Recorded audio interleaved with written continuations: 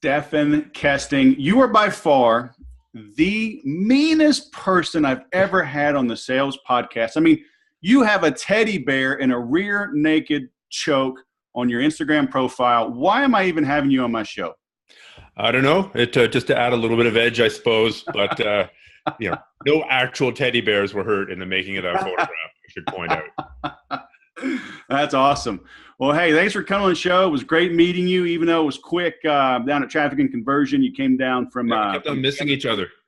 It was like the last day that we. Last day, and you were like walking out the door, but you were gracious enough to take a few minutes, and you let me put my super talented white belt moves on you. I got you in that rear naked choke because the teddy bears. Yeah. I channeled taking revenge for all the teddy bears of the world. Channeled all the anger of the teddy bears. They're going out of business at Toys R Us. They had no home, and they gave me the energy to get you. So be careful. I give no photographic proof, I believe. So there is. It will be included on this podcast on these notes. So careful who you harm. All right, go easy on the teddy bears. Well, man, yeah, I found you years ago. I've had your app. You are a martial arts practitioner, expert, marketer, Brazilian Jiu-Jitsu. What other arts do you study and teach? Well, as you point out, I am a Brazilian Jiu-Jitsu black belt, but I've been doing martial arts since I was 12. In fact, I started my campaign when I was 8. I've got a letter that I wrote to my mom in crayon saying, I want to go judo. It is not fighting. I want to go now or I will go on strick, because I didn't quite know how to spell strike. So it took another 4 years of lobbying, and I finally got to start in judo. So since then, I've done judo and karate and kajikembo and jeet kune do and Indonesian silat and capoeira. I've done a lot of martial arts. I wouldn't say I'm an expert in all of them, but a pretty broad taste. What I do mostly nowadays, not exclusively, but mostly, is Brazilian Jiu-Jitsu, just because it's a ton of fun, right? If after doing martial arts for 35 years, you have a pretty good idea how to defend yourself, then you're doing something wrong. So at this point, it's about having fun and honing the edge a little bit and trying to develop some new things. So that's most of what I'm doing these days. So how did you make the shift from a passion to a business? Because most of my clients have that, and we hear that advice as well. And I don't know if it's good advice, but follow your passion, do what you love, never work a day of your life. It's like, yeah, whatever. Well, if you do what you love, you're going to spend a whole lot of late nights and early mornings and a whole lot of stress, but at least you're stressing out over, something that's semi-enjoyable and something that's yours, as opposed to, how do I get this Big Mac exactly the way that management says that I'm supposed to get the Big Mac, and I could get fired from this job at McDonald's. So at least you're a little bit a master of your own fate, the captain of your own ship. So how did I get started? Honestly, it was sick and tired of fighting with the ex-wife about the fact whether she should work or not. I mean, it's not a lot of fun to talk about that, but I had just started a job in the fire department, so you don't make a whole lot of money when you get started. We had just bought a place. There definitely wasn't enough money to go around, and I had sort of two choices. One was to continue harassing her to work, which was a non-starter. The other was to do a second job. So I decided for the second job route, and I could dig ditches, I could pound nails, I could go work for somebody else, or maybe I could start this internet marketing business stuff that I was beginning to hear about. A friend of mine came to me and asked if I wanted to go halfers on a Craig Valentine info product. Now, of course, I don't recommend ever going halfers on any info product. You should definitely buy the whole product yourself, especially if you're buying one of my instructionals. But yeah, Craig Valentine, he's a fitness guy. And at the, it was I think something like 6 hours of audio talking about the basics of putting together a website and this thing called an email list, which I didn't take the advice of, and how to put together an info product, and which I did. And I basically started chugging away at it. So thank you, Craig Valentine. And so what year was this? Oh boy, 2002 perhaps, 2003. So I think that's like 125 years in internet marketing years. Yeah. So So you didn't start on the email. I've heard multiple people say this over the years, that they regret not building a list from day one. When did that sink in, and what made it sink in that you needed to focus on building a list? Everybody's saying it again and again and again and again. And actually, I don't know what you're seeing at your end. I mean, a list is still a very powerful thing. It's not as powerful as it used to be. It's much harder to build now, I think, than it used to be. And, it's harder to keep people engaged on it. But there certainly was the golden era of email list building. I think the problem was in the martial arts space, there were a couple of really sleazy guys back in the day who were actively building lists, and then they would just bombard the list. This is back in the day when you could basically send out an offer every single day and somebody would buy. And that was, give them some kind of info product or a promise of an info product to get their email, and then just bombard the crap out of them day after day after day. And so I didn't want to be like those guys. And I think that was a big hindrance. But I guess, any tactic can be used for good or evil. Right. I have got a pretty big list, and I have a pretty high open rate. I think it's like 35% on average.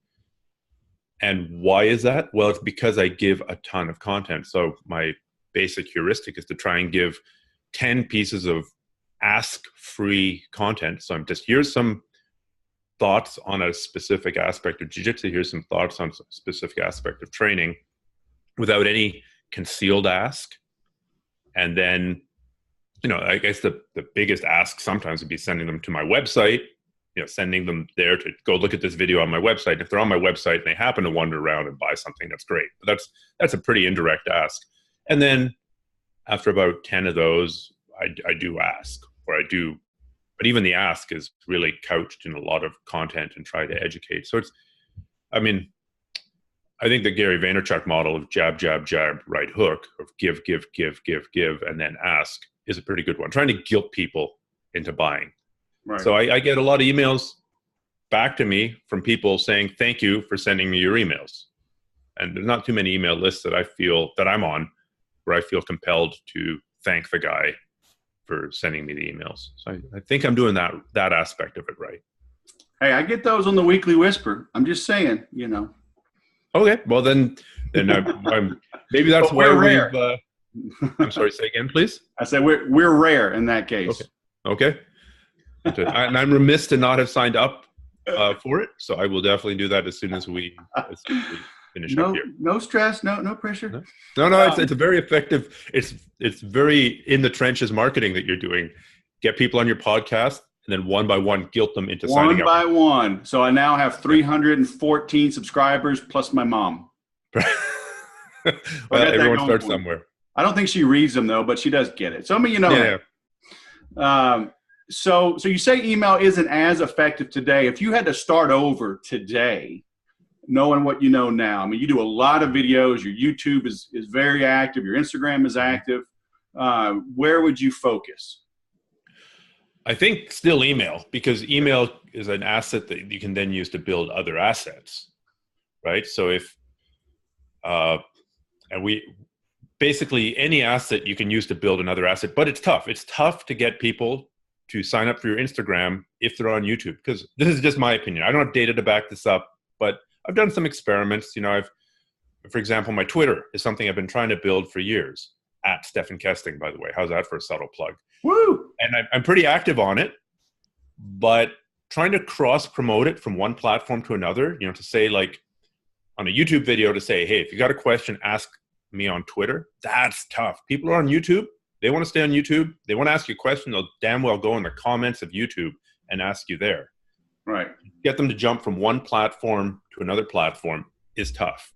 To get them to go from Twitter to Instagram is tough. To get them to go from Facebook to YouTube is tough. Well, put a YouTube video on your Facebook feed, on your Facebook page, and see how Facebook treats that, right?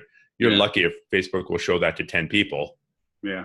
So not only is it tough for people on Facebook to go from Facebook to YouTube, Facebook makes it tough for you to go from Facebook to YouTube.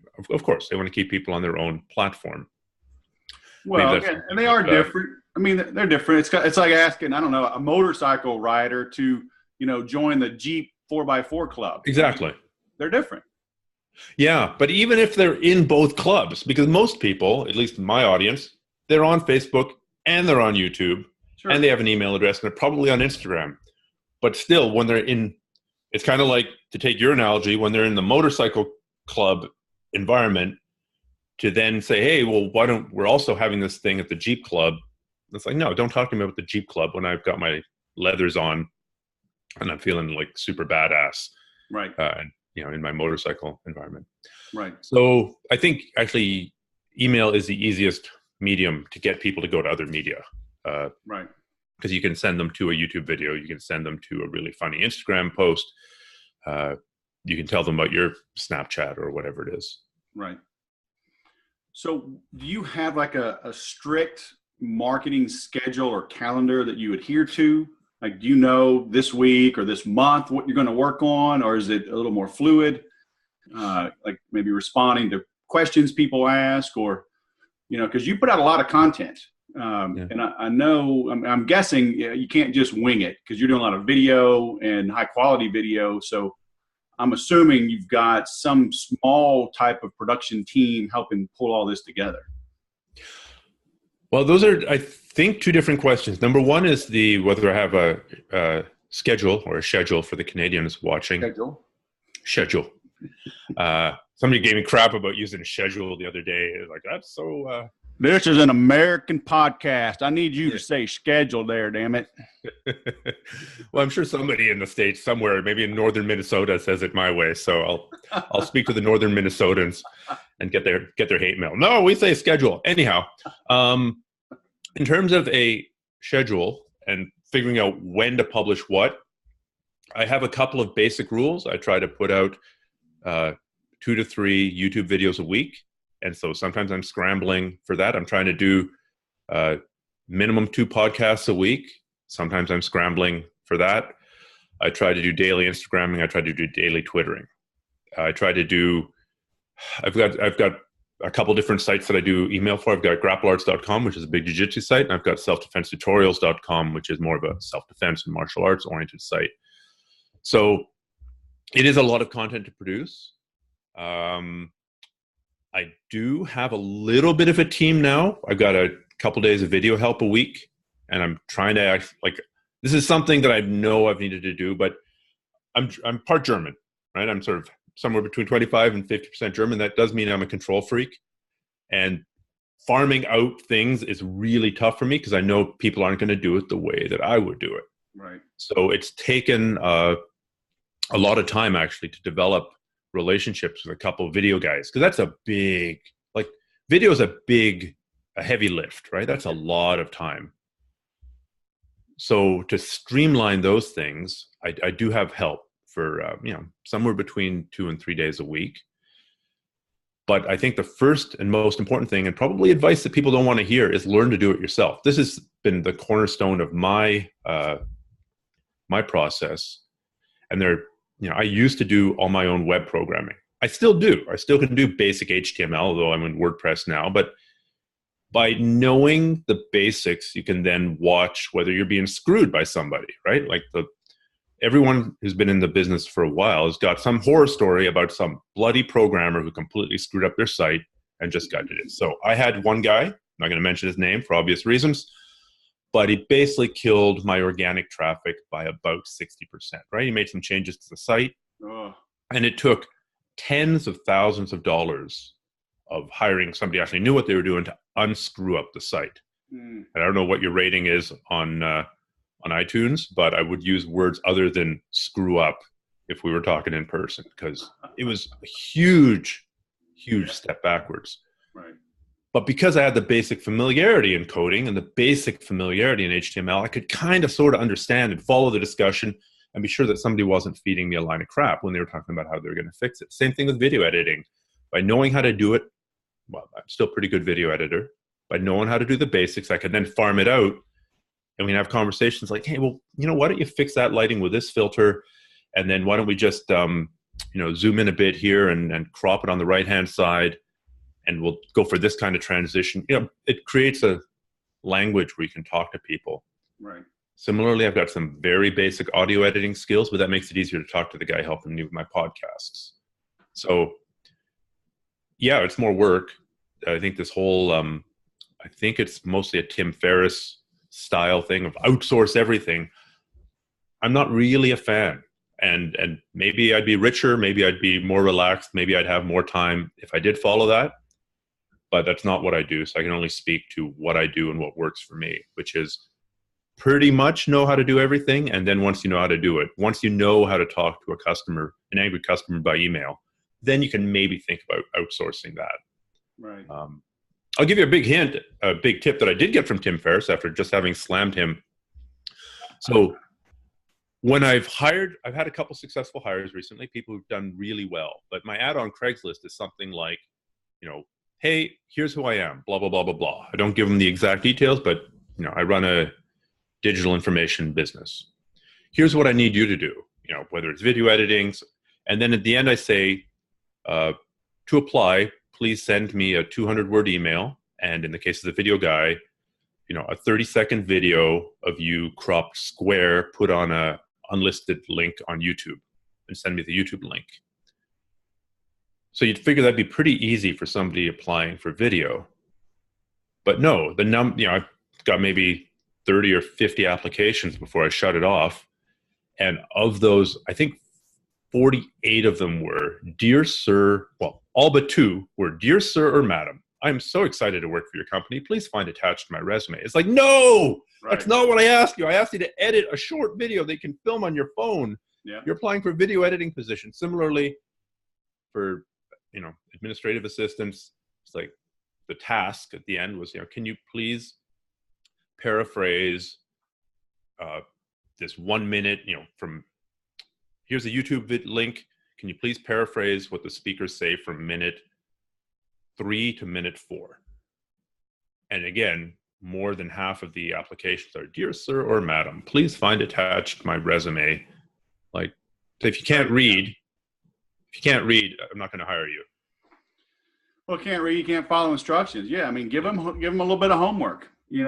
See if they're any good. Yeah. But I know it's just right in the application process itself. So that's been working all right for me. So I'm slowly beginning to farm out more and more work. I guess that's back to your questions. Yeah, there's a lot of content coming out, but I've really tried to do things to streamline the production process, right? Like for video, that's if you were to shoot video, and in martial arts context, it's tough. You need at least 2, maybe 3 people, right? You need a cameraman, probably, a demo partner, usually, and yourself. So you need 3 people. You probably need a gym, although you could do stuff, in the streets, which I do sometimes, but that's actually more work than. But if I had to go, I don't want any cameras to show the blood in the streets. No, destroying people.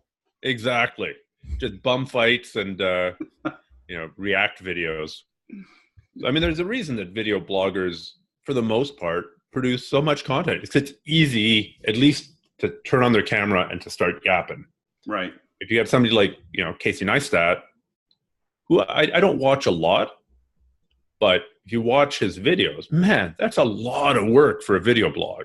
Right. And that's a full-time job in addition to the other full-time job that he has. And I believe he edits video after his wife goes to sleep, like from 10 to 3 in the morning or something, 10 a.m. to 3 in the morning, something like that. There's a reason. How do you turn around and monetize that though? Because it's great to give, Gary Vaynerchuk, jab, jab, jab, right hook. When do you know to convert these people? Or is it just a matter of overwhelm them with content and giving and it ends up paying off? That is, of course, a problem, right? And people, I don't mind sharing some numbers with you because they're pretty congruent with other numbers. You're not going to make a lot of money on YouTube, right? Last month I had 500,000 views, which sounds pretty good. 500,000 plus views in a month. That's pretty impressive. But I think that generates $850 worth of revenue. So what I told the guys helping me with my video is my goal for YouTube is to have YouTube pay for your salary. Right? Yeah. if I don't lose money on, say, YouTube advertising, unless you're like in a crazy competitive field. If you were like in, I don't know, maybe if you'd make more money if you were a divorce lawyer in New York City, or, you know, some financial advisor, and you had 500,000 views, presumably your AdWords would sell for more. Your advert space would sell for more, and you'd make more money. But I can just talk for the martial arts space and other, you know, I've talked to guys in men's fashion. I've talked to guys in, you know, fitness. They're making roughly the same amount of money that I am. So monetizing directly off of YouTube, forget about it. Like, it ain't going to happen. PewDiePie probably does it. I don't know who are the other big YouTube guys, Jake Paul or Logan Paul, whichever guy's not kicked off of YouTube right now. But here's the thing. I've got a very active blog at grapplearts.com. There's thousands of articles there. And when I run into people in the street, I would love for them to say, Stephan, and they recognize me, which happens, you know, once in a while. I'd love for them to say, Stephan, I've got so much out of your blog. I really like that article about dealing with claustrophobia in jiu-jitsu and how to not freak out when you're pinned on the bottom. I'd love for people to say that. They never say that. They always say, dude, I love your YouTube channel. That's what they say. So if you look at it maybe as a top of funnel, like a lot of people who buy my stuff end up, because they were initially introduced at the top of the funnel through YouTube. So I don't mind producing YouTube, but I'm proud of my writing. I'm proud of the information that's in that blog, but it doesn't matter what I'm proud of. It matters what's working. So thinking of it as top of the funnel content. And then if they're on Amazon and they see, you know, my face flogging a set of ear guards, if they're on iTunes and they're searching for a jiu-jitsu app, a BJJ app, and they see my face, I trust that there's a carryover from, you know, facial and name recognition to then making a purchase. It's hard to attribute. I'm trying to remember, a friend of mine was recently talking to an NBA, I want to say not an NBA owner, but somebody in charge of the marketing for an NBA team. And obviously that's a billion-dollar business. And still they don't know where most of their sales come from. It's hard to draw a direct line of causality between this person saw this advertisement and they got retargeted here and they bought there. That's tough. They need my buddy's program called Wicked Reports. I'm gonna plug that. I'm gonna include that on the synopsis of this podcast. But I digress. Yeah. Well, I mean, I could do a better job of tracking, that's for sure. But it's working. So it's working for now. And I do need to up my tracking game. I do need to up my advertising integration game. But I guess my value here, you know, if you're looking for expert help with Facebook ads, I am not I don't have any product. I don't have any marketing services. But if we ever meet on the street, I can talk to you about YouTube. I can talk to you about Instagram. I can stay, you know, in the area that I understand and that I know works for me. Right. I know there are definitely other ways to make it work. Right. Okay. Final question. Sure. Are you ready? I was born ready. You look pretty tense. Do you need to like center yourself or anything? Little breathing exercises? You're good? I've been holding burning incense in both hands this entire interview. So, I should be good. So what I like to ask is, you know, imagine our listeners, they're traveling, they're jogging, they're on a bike, whatever. They're on a plane or train, automobile. They can't do something right this second. But I mean, as a result of listening to this, what's your key word of advice? What should they do? I don't want them to just listen. You know, I want them to apply. You know, go do something to grow your business. Go sell something. You know, what would you encourage them to do as soon as we conclude this interview? Sure. Something that'll move the needle. There are a lot of different things that you could, and I'm sure every guest that you've had, all 300 and how many? And your mom? She hasn't been a guest. She just subscribes sometimes. Okay. 300 plus guests have had 300 plus different pieces of advice. So a lot of people struggle with content. Especially in the blog area, right? Written content and video, you know, Facebook or YouTube. this idea could apply to Instagram as well, I suppose. But really, if you're running any kind of business and if you're doing any kind of interaction with your customers, you're being handed on a silver platter the stuff that you need to make content about, because people will be asking you questions. And basically every single question you've ever received could be a piece of content that you're putting out there. The heuristic that I go by is that if one person has a question, then 100 people have a question. Yep. So, it's a heavy lift for people to actually put pen to paper or actually find your email address or go to the contact form and ask a question, right? It's a lot easier to stay on the couch and watch Netflix. So if they get up and they do all that, then it really is an important question for them. And it's an important question for other people. So if you keep track of the questions that you get, or if you run a bigger business and you've got somebody answering all your email for you, like I hope to have someday, then this whole area of people making requests or people asking questions, if that can get passed up the chain to you or to your content production people, then that's for sure a guaranteed thing that people want to see. Like your content production people might want to have some artsy video of, I don't know, the sunset, morphing into a tree that's in the middle of a field, and then your product, whatever it is, your drone flies around the tree a bunch of times. And that's all well and good, but that's going to take 100 hours to film. Whereas answering the question that you've been asked 1,000 times of, can I recharge my drone batteries from a DC power source? Can I don't know, I'm making this stuff up, fly my drone in the rain? Can I fly my drone underwater? I don't know. Right. People are already giving you the content they wish they had. Yeah, that's what I tell my clients. I mean, look at your sent folder, of email. Somebody's asked something and you're in the zone, man, and you fire off this beautiful answer. And just go check your sent folder. You got $1 million sitting there. Yeah, I would completely agree. All right. Why want to take that one answer to one person and amplify it out as an answer to everybody? Absolutely. So where should we send people? You've got, I'm linking everything here. I've been taking notes. I've got your Twitter. I've got your Instagram. I've got your self-defense tutorials, your YouTube channel, Grapple Arts. Where should we send people to start? Where do you want them to go? Well, a lot of people kind of know that if they're interested in any kind of self-defense, they're interested in any kind of martial arts, they probably know that having a basic grasp of ground fighting is important. You can do all. I think it was Jocko Willink who said, if you and I are fighting on the streets and we got our fists up, means you can run. It means you can run away. It means I can run away. Yep. If I get a stick, you can run away or I can run away. But if I tie up with you or you tie up with me and we're grabbing onto each other or we end up down on the ground, now we can't run away. So your number one option, which is running away, is gone. So you got to have some understanding of grappling in the ground. And I think the best place for people to get at least a preliminary understanding there is by getting a basics of Brazilian Jiu-Jitsu.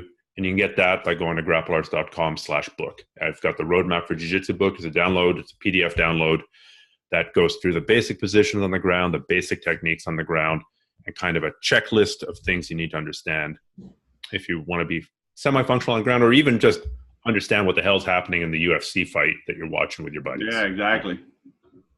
Or what Mel Gibson did in Lethal Weapon. Yeah. I think that'll be a more advanced book. I think I'll charge for it. How to defend yourself while hanging from your wrists on a chain against a man. No, well, that was good, but no, the ending scene where they're on the front yard of what's Danny Glover's name, and I forget. But on the front yard, Glover's yard. I think Gary Busey in the sprinklers. Gary Busey, he gets Gary Busey in a triangle, and it was beautiful. But that was way back, man. That was way back. Although Black Panther had, I think, a reverse triangle armbar in it recently. So if cool. You want to understand what happened in Black Panther, Grapple the book. All right. Well, I will link to that. We've got it right here. I'm linking to your YouTube channel and everything else. Cool. Thank you so much. Well, Stephan Kesting all the way from Canada. I think that cold weather, it made you mean. And so you choke that teddy bear. But, we're going to forgive you. Very warm part of Canada. I live in Vancouver. Man, it's almost like Seattle or Portland. So I don't even have that excuse. I know that was just set up. You really didn't hurt that bear. But, man, thanks for taking the time to come on the show. Thank you so much for having me, Wes. All right. Have a great day.